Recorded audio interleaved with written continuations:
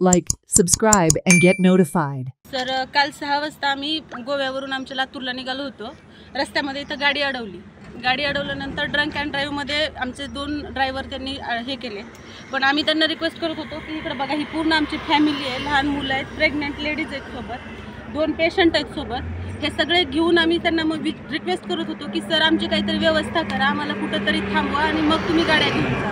त्यांनी आमची एकही गोष्ट नाही ऐकत, आमच्या गाड्या आणि आमचे ड्रायव्हर आणि आमचं सगळं सामान घेऊन गेलेले आहेत। रात्रीपासून आम्ही इथं रोडच्या कडेला रात्र काढलेली आहे। सर माणुसकी नावाचा काही प्रकार या गोवा पोलिसांच्या कुठं आहे का नाही हा प्रश्न आमच्या मनामध्ये खरंच हे झालेला आहे। आणि मी खरंच महाराष्ट्रातल्या प्रत्येक व्यक्तीला इथून आव्हान करते की गोव्याला कुणीच परत येऊ नये, कारण इतके गोव्याचे पोलीस नीच आहेत की सर ह्या पद्धतीची आम्हाला त्यांनी वागणूक दिलेली आहे।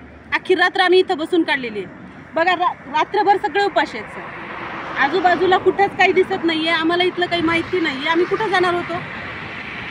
किमान त्यांनी आमच्या लेडीजच्या सिक्युरिटीची तरी जबाबदारी घ्यायला पाहिजे होती सर। रात्री त्यांनी पहिल्यांदा आमच्या गाडीच्या चाव्या काढून घेतल्या, ड्रायव्हरला बाजूला बसवलं, एक गाडी तर स्वतः चालवत नेले आणि एक गाडी ड्रायव्हरला चालवायला लावून घेऊन गेले। तर आमचं काही विचार केला, आम्ही विचारलं तर आम्हाला म्हणले बस पकडून बसनी जा, कुठं जायचं तिथं बसमध्ये जावा तुम्ही। आमची त्यांनी कसलाच विचार केलेला नाही सर। उलट आम्ही त्यांना रिक्वेस्ट करत होतो की आम्हाला कुठेतरी गावात तरी पोहोच करा, लॉजवर तरी पोहोच करा, आम्ही तिथं राहू शकू, तिथं बसल्यावर। ते पण ऐकलं नाही सर त्यांनी, आमचं काहीच नाही ऐकत, आमची गाडी घेऊन गेलेली। तुमच्यावरच केस टाकीत म्हणले आम्हाला, उलट तिथं जास्त बोललात तर तुमच्यावर पण केस टाकीत। रात्री गाडी चाव्या वगैरे घेऊन गाडी पुढं घालून घेऊन गेले पोलीस चौकीला।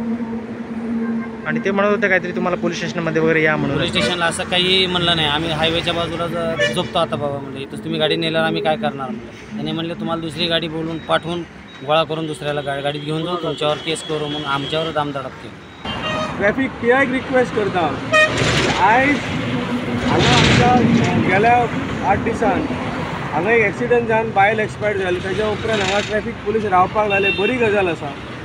पूण ज्या ज्या वेळाचेर तुमी गाडयो आडयतात आनी जर तुमकां वायलेटर मेळटात, ड्रंक एंड ड्रायव्ह, ती गाडयो तुमी पुलीस स्टेशनाचेर व्हरतात आनी ते जर गाडयेन जर बायलां आसात जाल्यार ते बायलांची योग्य रितीन सुरक्षीत खंय तरी व्हरपाची जबाबदारी पुलिसांनी घेवची।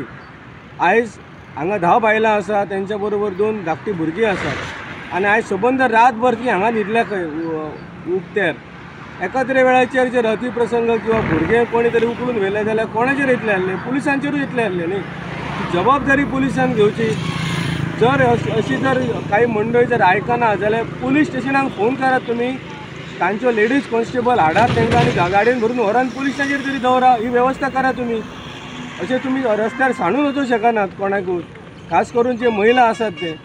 महिलांची सुरक्षा हे आमचे पयले प्राधान्य आसा आनी त्या करपाकूच जाय, ते पुलीस आसो ना जाल्यार सामान्य नागरीक आसो।